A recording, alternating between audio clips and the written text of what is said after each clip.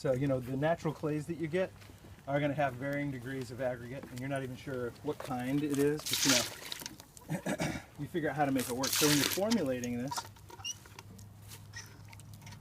the process involved is one that lets you figure out what percentage of sand, which I have this sand here, what percentage of sand versus the clay that you have, and water is necessary to make a great cob.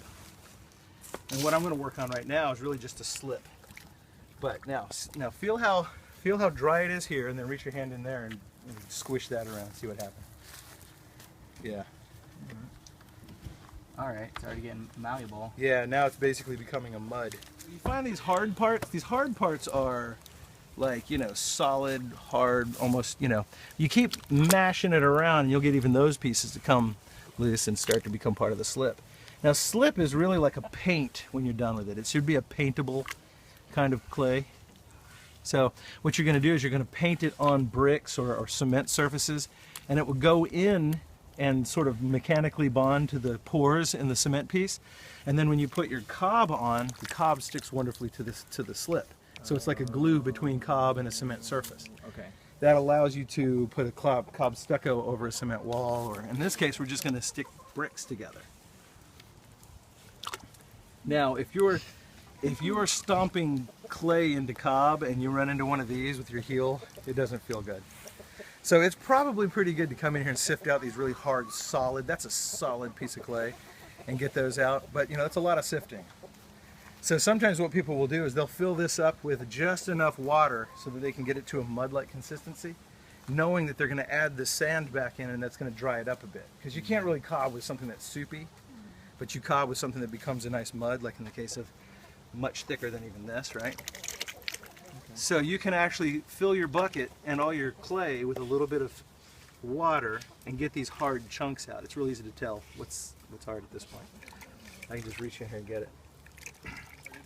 You have the fuel and the oxygen runs in there. Now, boom, you have a fire, and it shoots a rocket out of the top. Because now that convection is happening so fast, it literally looks like a rocket and even sounds a bit like one. And so that's where the thing got its name, rocket stove. And then what you can do is you can put a couple bricks at the top and put a pot on there and boil water with just a little handful of sticks. We've built these in the ground. They're called Dakota hole fires. But I'm showing you how to do a rocket stove because this is one of the techniques that you use in the making of a rocket mass heater.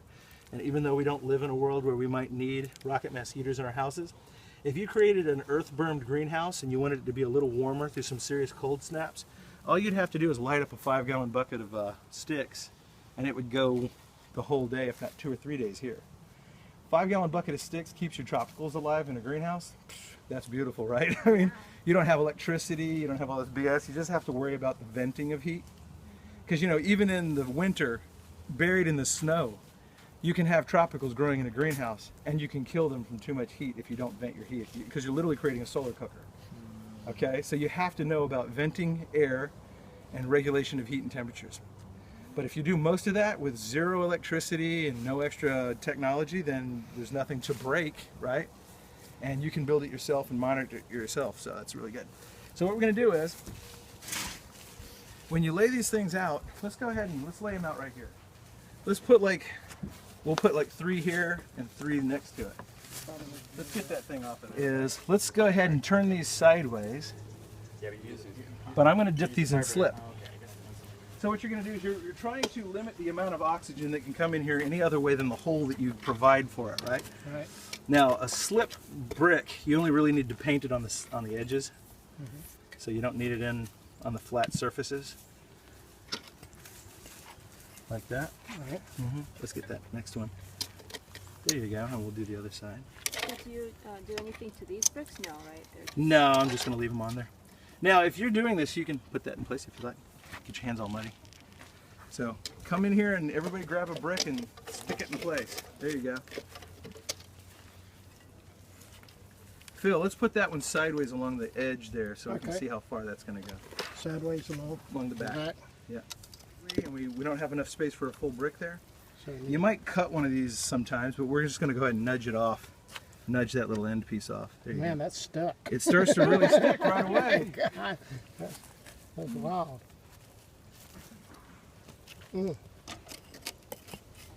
You might have to re-dip that brick. I don't know. Sometimes it solidifies before you get it in place. So yeah, there's a little bit of timing there. You're literally creating a glue, and it's going to make it airtight. Now, see, we have this little end piece. So, you don't want to put that one there? yeah. So probably want to do this, Oh, okay. and then put the next piece here.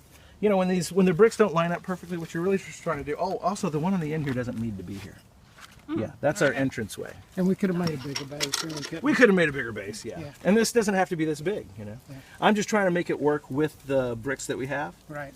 And you know, when we're building the riser, you can use thinner bricks. I see people using them all the time, but this is what I have right now, so we're going to use it, and it will work.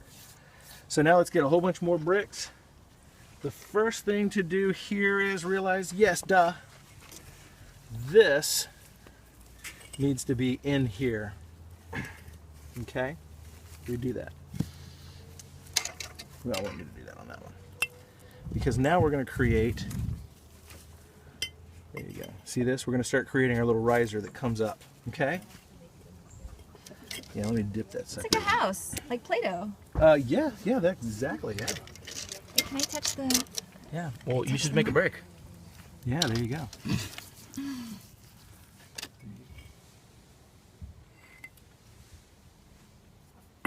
That looks pretty level, right? So if I start a fire here, I put my pot on that.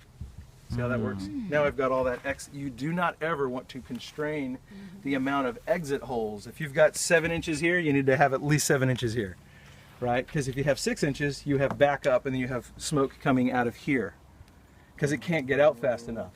Yeah. And so in a rocket mass heater, that's the same basic story. Now at this point, I can actually just cover this thing with slip. Let's go ahead and do it. Get your hands dirty. All right, already there. There you go. Cover it with slip.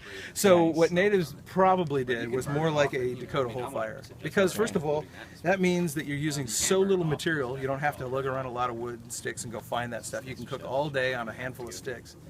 It concentrates the heat in one spot and doesn't blow it onto you. But when you go to your outdoor kitchen, you can make all the heat in the world and your house is still cool, right? Or even better, do it in a greenhouse where the heat created pulls cool air into your house. See how we're thinking? Right. That's permaculture. Permaculture is not a rocket stove. It's not a greenhouse. It's not a super efficient house. It's all these things put together so that they all work together and make it even better. That's where permaculture is. It's hiding in the details. Okay? Stick all these. Yeah. So let's not stick it in there just yet. We're gonna get this fire started. Okay. Yeah, things like these oak leaves. Holy mackerel. That's gonna burn. It'll be very hot.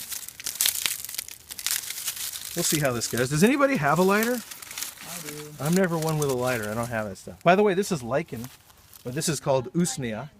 It's not a lichen. There's a lichen next to it. This is usnea, and usnea is a medicinal. And I can't remember why. Does Tara know? She should be here. But usnea is one of the very valuable plants. It's not a plant. It's actually a combination of a plant and a fungus. It's a Where lichens are same like that. And usnea is in the book that I like to show off, which I didn't bring, I realized. Called, it's what's his name? Something Hubner.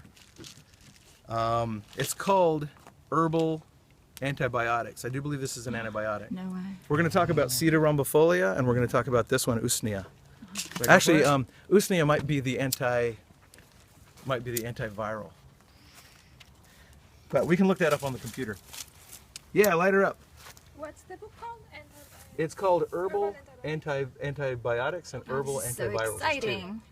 There's two. And what I like about these books is they don't try to show you 6,000 plants. Yeah. They show you like 5 to 9.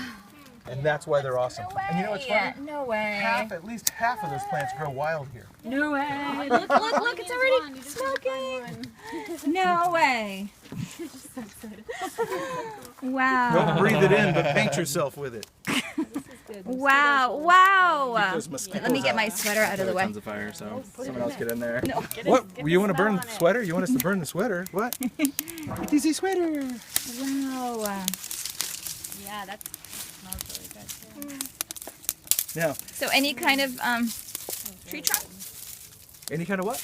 Any kind of tree trunk? Or? Anything that's dry that'll burn. Yeah, that's the trick. Now look at our nice little fire we've got going on here. Wow. And leaves, because there's a lot of light material with a lot of oxygen around it, it'll burn fast and hot. Sticks, because there's a certain amount of oxygen, but it's dense in the middle, sticks burn slower, and logs burn the slowest. So the more, it's the amount of oxygen versus, like surface area versus material, it dictates how fast it's going to burn or how slow it's going to burn. So, like if you've got something really old and dried out, see all the air holes in this thing? This will burn really fast. Okay? So you always have to think, how's my fuel going to act? You can burn a log that'll just burn for hours. But if you burn sticks, they're gone in 10 minutes, So that's the trick.